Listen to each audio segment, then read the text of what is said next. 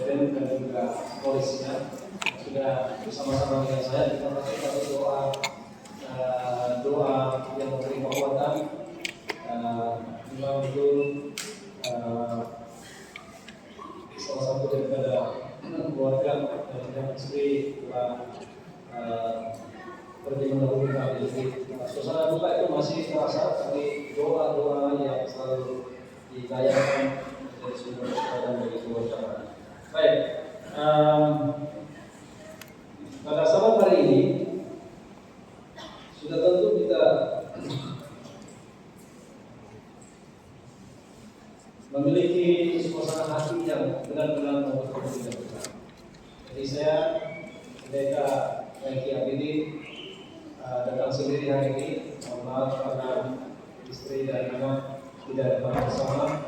Sekian lama juga turun hujan, sekali hujan, tiba-tiba mereka semua berkata di pagi awal pagi. Jadi bukan mempersalahkan hujan. Semua hari kemarin kita hujan dulu. Apakah umat lagi mengatakan berdiran karena disirami dengan hujan? Kami saja di office di mission di rumah masing-masing kemarin, kita dapat info dari mereka berteriak, wah hujan datang. Itu ruangan hati mereka di grup ya. Oke, jadi kita bersyukur karena Tuhan begitu baik kepada kita. Dan terima kasih Elder Mailin karena memberikan ruang mengambil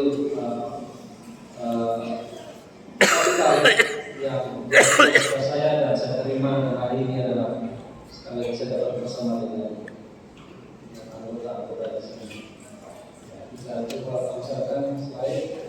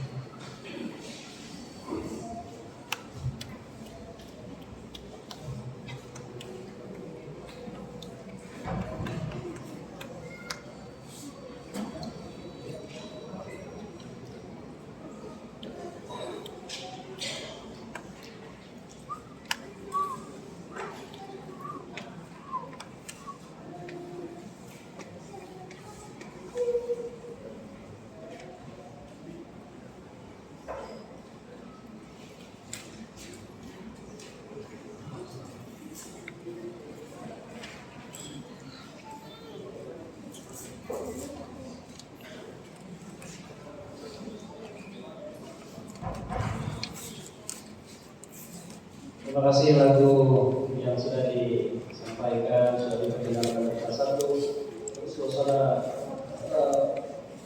paduan suara dari suara belia dari Kalimantan mengingatkan kita akan kebaikan Yesus.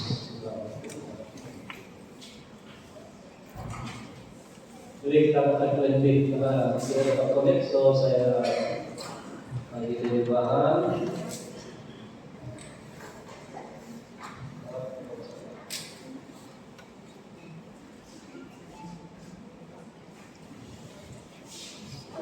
Saudara-saudari,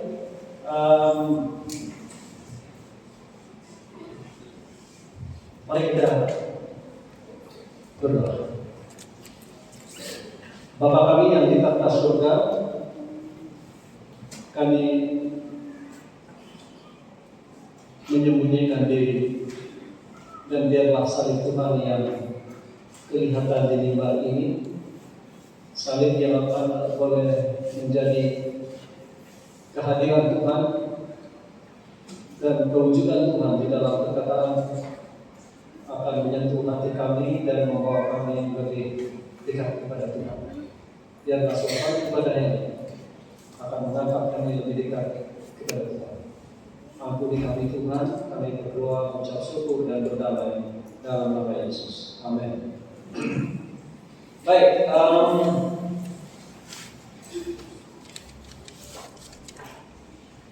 tajuk khotbah saya pada saat ini adalah membuat digenapi, dan judul ini saya ambil dari buku Kemenangan Terakhir.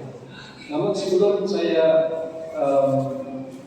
teruskan membahas judul ini, saya berpikir apa ilustrasi yang saya mau sampaikan. Apa ilustrasi yang saya mau sampaikan yang berkaitan dengan judul khotbah pada saat ini, yaitu buat digenapi. Dan jelas ini saya ambil dari dalam buku yang kita sudah dapatkan dari tahun lalu, juga sudah edarkan, dan tahun ini juga masih kita teruskan proyek tersebut kepada masing-masing kita. Baik, ini keluarga saya. Kita perhatikan sebelum saya lanjutkan. Ini saya bersama istri punya 3 putra saja. Saya coba mainkan yang ini kalau dia.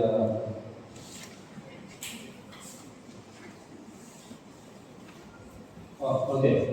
Saya kontrol di sana belakang.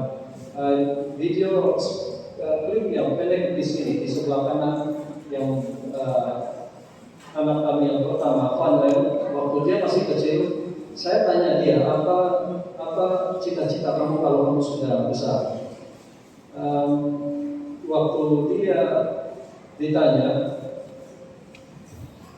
dia mengatakan, aku kalau sudah besar aku mau jadi pendeta, dia kata.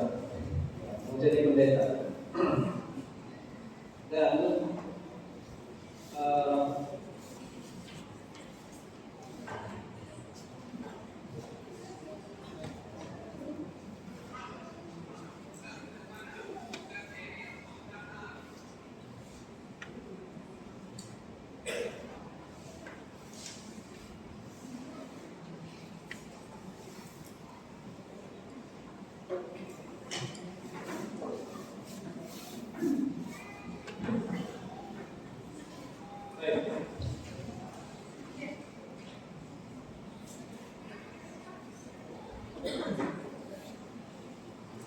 video ini dia mengatakan, saya kalau sudah besar saya menjadi pendeta ya.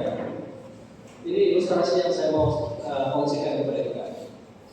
Ilustrasi ini adalah pengalaman anak-anak saya sendiri. Baik, ini anak pertama kami, Michael. Waktu dia lahir, baru berumur 2 minggu, saya terjumpa dengan pastor mendiang di Bukau. Lalu dia peluk anak ini dan rangkul kami, dan saya mau doakan anak kamu dulu. Lalu kami berhenti seketika di Tambarudi, bukan Tambarudi, dan dia peluk anak ini dan dia doakan. Dan saya masih ingat betul doanya. Dia mendoakan anak ini, mendedikasikan anaknya baru umur 2 minggu. Dan dia telah menyebutkan, dia anak ini kalau sudah besar akan menjadi seorang pendeta. Waktu itu saya belum pendeta. Saya waktu itu sebagai church evangelist. Sudah tahunnya keempat sebagai church evangelist. Setelah menikah, lanjut lagi menjadi sebagai church evangelist. Itulah kisah anak ini didoakan sejak dia masih umur 2 minggu. Nah, setelah didoakan, anak ini semakin bertumbuh dan membesar. Dan saudara tahu, apabila dia sudah membesar, dia punya pengalaman yang sudah dididik dengan ibunya, didoakan, diajar untuk berdoa dan bergantung kepada Tuhan. Dan diajar untuk berdoa. Dia masih kecil, dia sudah berani, dia sudah boleh disuruh untuk berdoa sebelum tidur, walaupun dia masih 25, 4 tahun, sampailah dia masuk ke sekolah kerja satu. Dan ada satu cerita di sini, saya mau kongsikan di sini. Kalau kamu perhatikan gambar ini, apa benda yang dipegang? Kamu boleh perhatikan apa itu? Coba perhatikan, kalau dari sini saya beri zoom, tapi baca foto. Kira apa tuh benda yang dia pegang itu? Ini salah satu mainannya, mainan kegemaran dia. Ya, waktu dia masih kecil, dia banyak ada juga mainan yang kami beli untuk dia. Tapi saya tidak tahu kenapa dia suka betul ini mainan. Mungkin anak-anak lain mungkin tidak suka ini mainan, jadikan ini sebagai mainan. Ini adalah pancuran getah. Pancuran getah. Kalau orang kampung pasti kenal ini pancuran getah. Jadi anak ini waktu kami pulang dari rumah bercuti, saya torek getah. Saya torek getah dan saya bawa anak pergi ke kebun. Dan dia dapatkan pancuran ini. Dan dia bersihkan dan dia bawa pergi mana-mana. Pergi cacu dia bawa, punya heran ada di dalam kantongnya. Dia bawa pergi rumah sepupu dia bawa, jadi mainan kegemarannya. Lalu satu kali hilang di kebun kita. Hilang. Jadi main-main cuti di kuliah kita. Jadi apabila hilang dia menangis dan kami terganggu lah ketika menoreh getah. Dia menangis, kami tolong cari, dia dapat cari dan akhirnya naik juga itu panas hati karena memang sudah berat, tapi dia masih mencari-cari. Lalu saya coba untuk cari pancuran yang lain yang sama dengan itu. Sama di kebun kita banyak pancurannya. Jadi boleh saja saya ambil yang serupa dengannya. Saya ambil lah, ini sudah besar ini. Bekas dari dia kasih bersih dari sekarang getah. Jadi saya ambillah yang serupa dengan itu, yang kasih bersih. Dan hasil serupa sudah ini. Bukan ini juga. Jadi tipu dia, bukan ini saya tahu saya punya mainan dia. Wah, istri saya pun berusaha cari dan akhirnya istri saya tidak mau layan sudah dia sejalan dia nangis, dia pengen rendah sudah itu. Tapi anak ini dia tahu mana itu mainan. Walaupun saya sudah bagi dia yang sama persis dengan itu. Tapi masalah nanti dia bilang, mami marilah kita berdoa dia. Lalu perasaan kami waktu itu setelah diajak berdoa. Setelah berdoa, ringan itu hati kami dan kami terharu. Masa hal-hal seperti itu kita tidak boleh tangani masalah anak-anak mainan. Dia saja boleh tangani dengan bawa berdoa. Ini bukan perkara sepele ibu bawa berdoa. Kami terharu. Selepas kami berdoa, mari kita cari. Tidak lama kemudian ibunya yang jumpa. Dia pikir itu pancuran lain, tapi betul itu benda yang hilang. Kalau siapa kan di rumput daun beri-beri banyak dua pancuran, tapi betul itulah mainan yang sudah ditemukan. Dan dia sangat happy. Dan inilah pengalaman anak ini mendapat doa yang mendapat jawaban doa serta merta. Anak ini sudah mulai rasa dekat itu. Dia sendiri katakan. Sebab dia sudah biasa berdoa, dia tahu apa itu berdoa itu sebab dia ajak ibunya berdoa. Nah oke, kita lupakan itu. Setelah ini peristiwa ada satu lagi, ini pun karena doa juga. Waktu saya sudah selesai saya melayani first distrik saya di Manado. Saya melayani sebagai pendeta di sana dan anak kami baru berumur 6 tahun. Masuk 7 tahun dan tiba-tiba dia kunci itu rumah, tapi itu kunci di dalam diri. Dia ada cara lain kita ini kita kasih rosak ya, kita beli yang baru, nanti kita klaim. Saya klaim dengan jangan tenang saja kamu. Nah ya, tapi dia mau juga. Jangan lupa kasih usaha, kita berdoa di keluarga. Nah setelah kami berdoa, betul, waktu kami saya ambil satu screwdriver yang tolak itu, saya cocok dan saya coba pusing, tiba-tiba terbuka. Nah, anak ini punya pengalaman kedua kali. Bagaimana dia juga yang ajak berdoa. Karena pengalaman doa itu bagi anak-anak itu sangat luar biasa kalau dia sudah dibiasakan sejak kecil percaya kepada Tuhan. Nah, sekarang apa yang terjadi? Kita perhatikan seterusnya anak ini membesar dan sekarang dia berkuliah di Thailand. Tahun depan ini dia akan selesai dan saya langsung ingat apa yang mendiang pendeta Ziko Klau doakan ini benar-benar menjadi satu nubuat yang digenapi. Inilah ilustrasi mendahului 7 khotbah saya saat hari ini. Jadi dia doakan anak ini waktu habis sekolah di SAS. Saya tanya kamu mau jadi apa? Dia belum lagi berkeputusan. Tapi tiba-tiba saya mau ke TAI. Sebab dia ada pengalaman ikut dengan grup choir pergi ke TAI dan balik saja dari sana. Saya mau sambung sekolah di sana. Jurusan yang saya pikirkan master yang jurusan kependeritaan. Tapi puji Tuhan sampai sekarang dia anak dia sangat suka melayani. Dan waktu cuti yang lalu dia pernah diajak oleh tim kesehatan dari Pineng pergi ke Nepal dan dia disuruh menjadi pembicara sepenuhnya di Nepal dan kedua produksi Nagri itu adalah tempat di sana.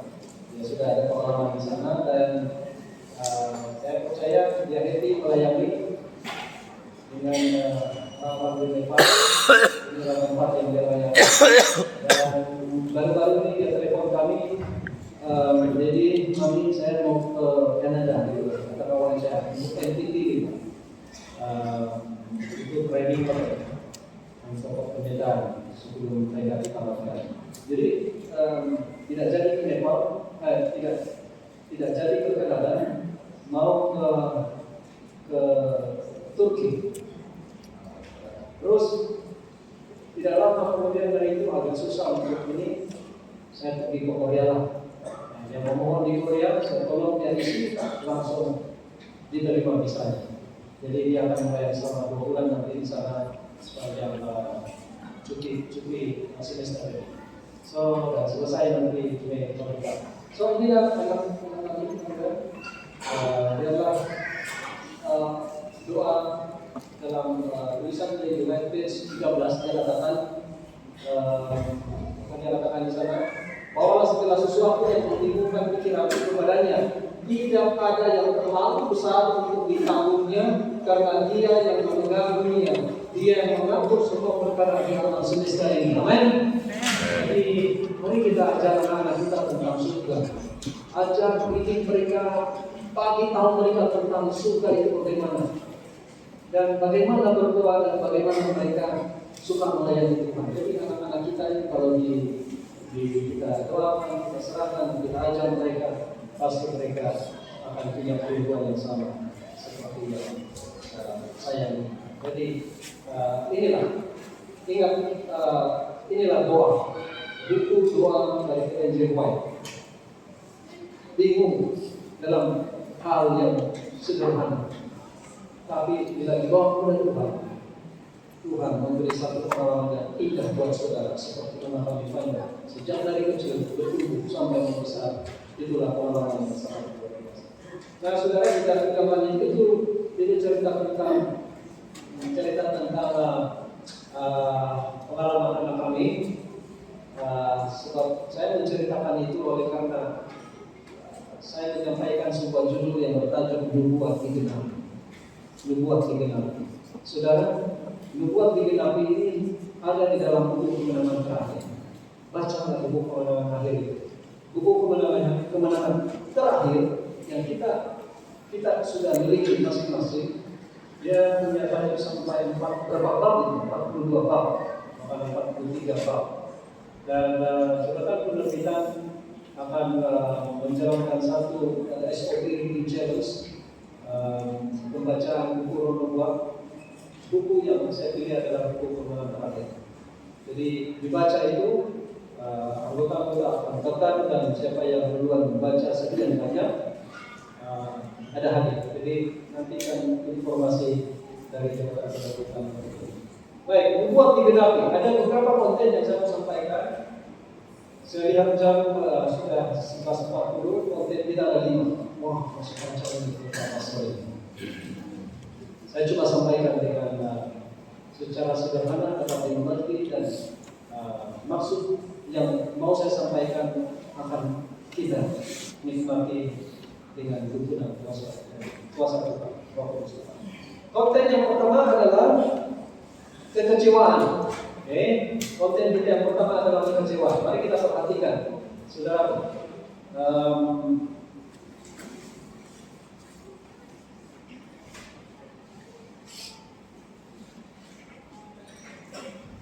Kita ambil konten kita yang pertama, yaitu kekecewaan. Pada waktu kedatangan Tuhan yang diharapkan pada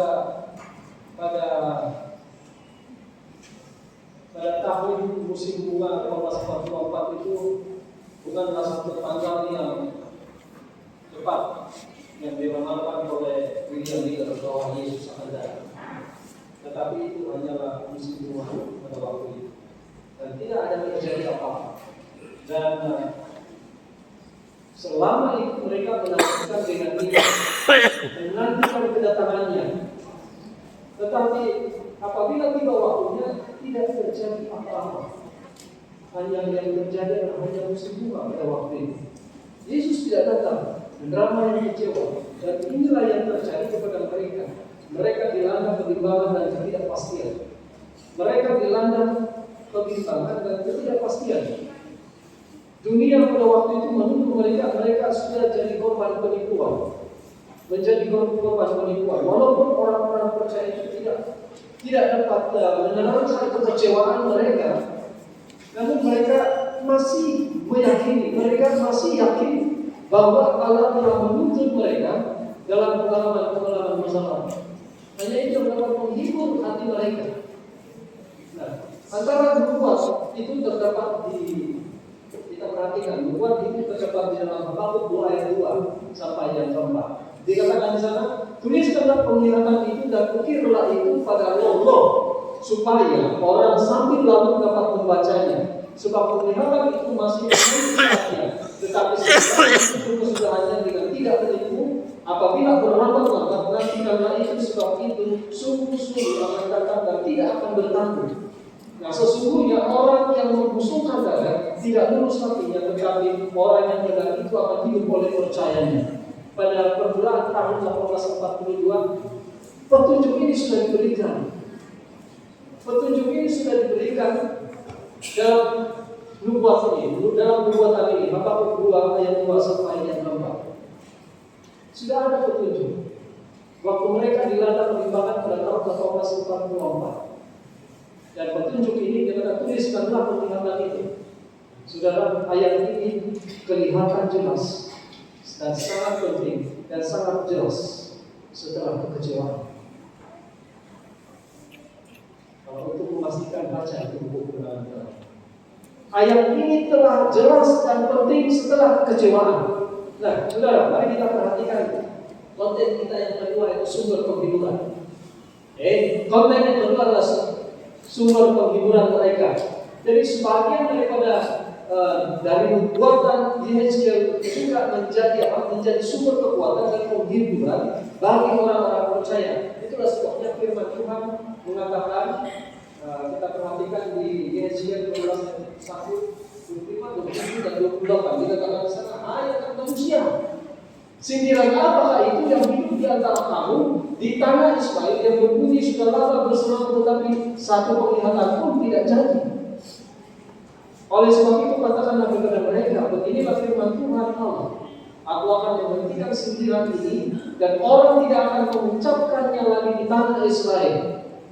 Sebaliknya katakanlah kepada mereka, waktunya sudah dekat dan tiap penglihatan akan jadi. Sebab tidak akan ada lagi penglihatan yang menipu ataupun tenungan yang menyesatkan di tengah-tengah kaum Israel. Sebab Aku Tuhan akan berfirman, dan apa yang berfirman akan terjadi, dan firman itu tidak akan ditunda-tunda lagi. Sebab masa hidupmu, hai kamu pemberontak, Aku akan mengucapkan suatu firman yang Aku akan, dan Aku akan menggenapinya. Demikian firman Tuhan Allah. Saudara, mereka yang sekarang menantikan bersukacita dan percaya bahwa Ia atau Tuhan mengetahui akhir dari permulaan, dan mereka percaya Tuhan yang memelihara mereka sepanjang zaman.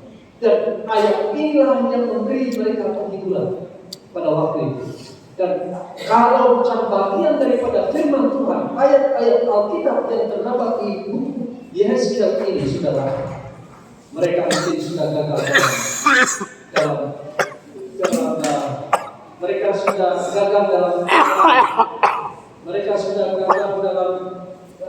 olok-olok, diejek-ejek. Mereka ini adalah korban penipuan.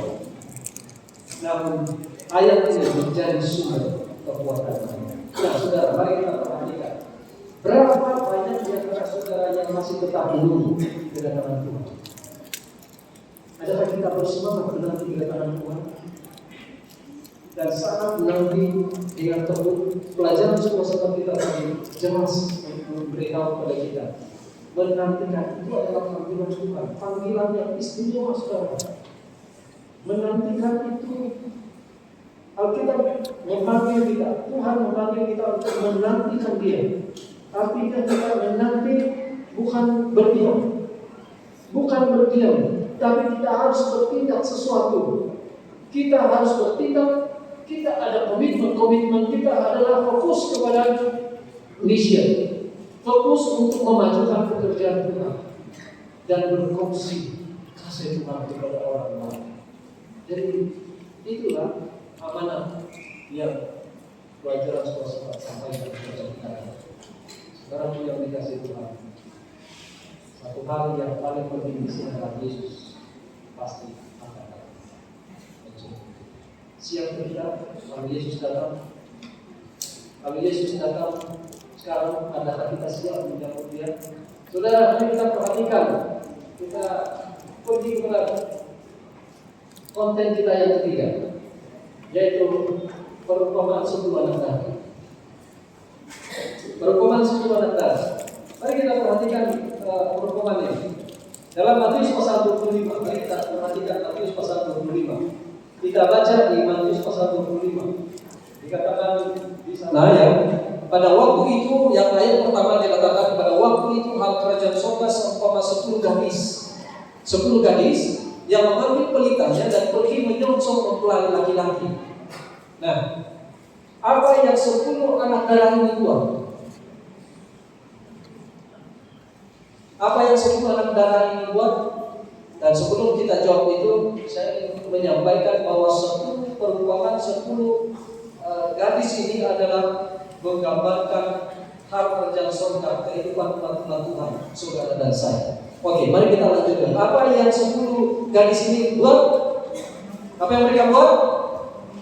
Mereka pergi mengambil pelitanya dan pergi menyongsong mempelai laki-laki. Itu yang mereka lakukan. Mereka pergi menyongsong, mereka mengambil pelita dan menyongsong mempelai itu.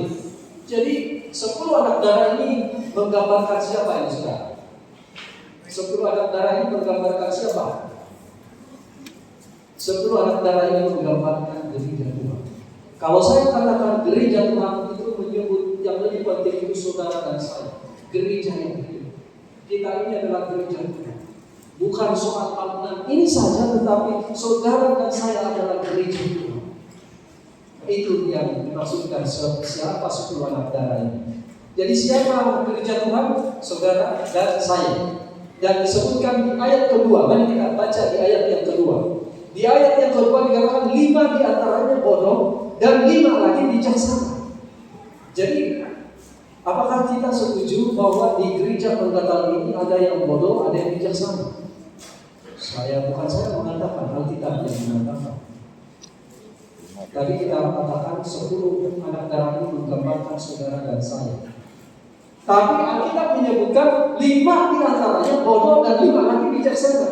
Apakah di dalam gereja kita ada yang bodoh dan ada yang bijaksana? Saudara, apakah ada kepentingan kita mau tahu siapa yang bodoh dan siapa yang bijaksana? Saya kalau ditanya berulang kali saya malu. Sebab saya juga termasuk yang bodoh barangkali. Saya malu ditanya berulang kali. Tapi biarkan Alkitab yang memberitahu kepada kita siapa 5 bodoh itu dan 5 bijaksana itu.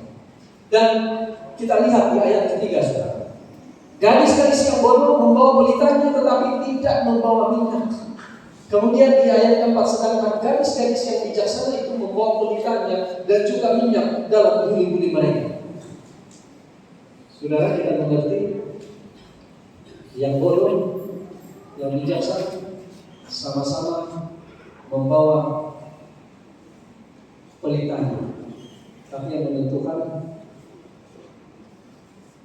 ada minyaknya atau tidak.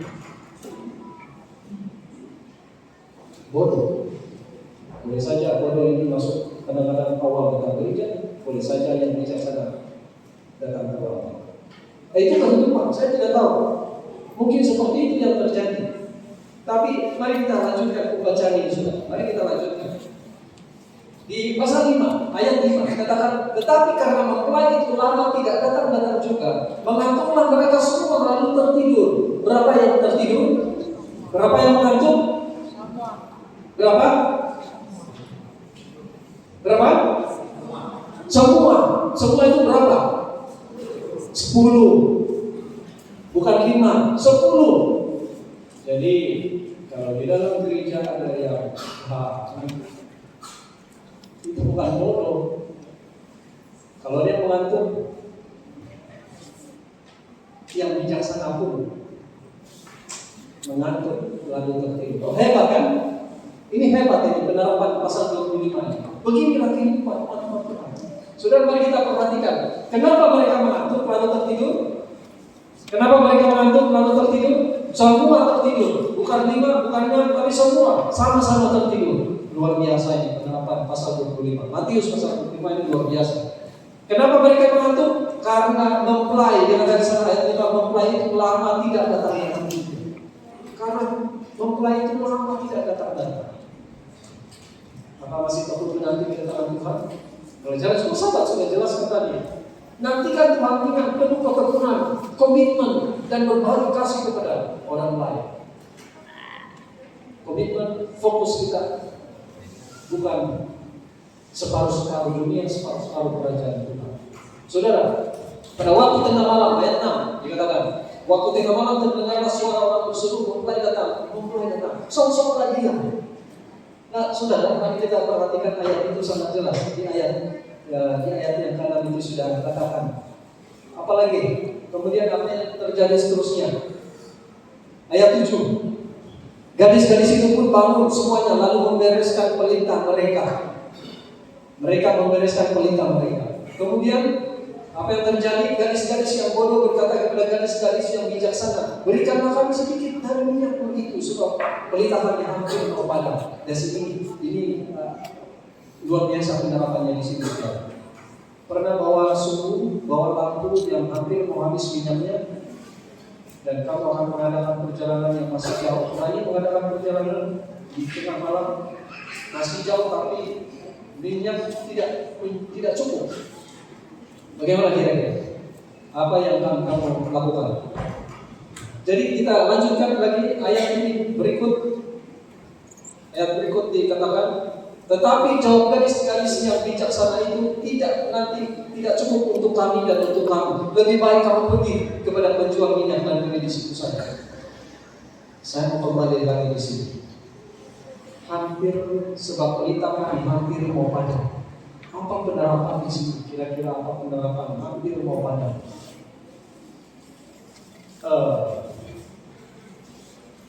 Boleh saja orang bodoh baca Alkitab dan baca Alkitabnya bagaimana? Mungkin saja dia baca Alkitab dan untuk menyatakan kesalahan orang lain. Dia baca Alkitab untuk orang lain. Jadi kita tidak perlu menghakimi di sini. Saya tidak menghakimi di sini. Tapi yang saya mau katakan di sini, boleh saja orang yang disebut di dalam firman Tuhan ini yang bodoh itu baca Alkitab masih ada pinjam, hampir kepada artinya dia masih baca Alkitab. Tapi jangan heran kalau 2-3 minggu atau beberapa waktu seketika tiba-tiba dia tinggalkan imannya. Kita tidak heran karena disebut di dalam Alkitab pun mengatakan bahwa orang-orang pilihan pun akan jatuh kalau ujian yang berat berlaku. Jadi begitulah keadaan penerapan di ayat 25 pasal 25 ayat 8 ini. Hampir habis masih baca Alkitab, tapi mungkin sebentar lagi dia akan meninggalkan iman. Boleh saja itu terjadi karena dia baca Alkitab untuk orang lain, dia baca Alkitab hanya untuk menyatakan, nah ini kesalahan kamu, ini salah kamu. Tapi mari kita baca Alkitab untuk diri. Semakin saya baca Alkitab, saudara, semakin saya melihat ketelanjangan diri saya. Saya yang pendosa, dosa kirmizi berwarna merah seperti kirmizi Tuhan kelihatan, dan tanpa sengaja datang pada Tuhan, minta ampun kepada Tuhan dan berseru mengambil nama Tuhan. Itu yang harus terjadi. Semakin membaca Alkitab bukan semakin pintar, saudara. Pintar di dalam berkhotbah, pintar dalam puasa, pintar dalam berdebat dan sebagainya. Bukan itu hasilnya ketika kita sudah terus-menerus membaca firman Tuhan. Tetapi Anda akan melihat diri kita ini adalah seorang yang sangat jijik dan hina. Firman Tuhan itulah yang akan mengubah kita. Saudara yang dikasih Tuhan, mari kita lanjut. Tetapi jawab gadis-gadis yang bijaksana itu, tidak, nanti kami tidak cukup.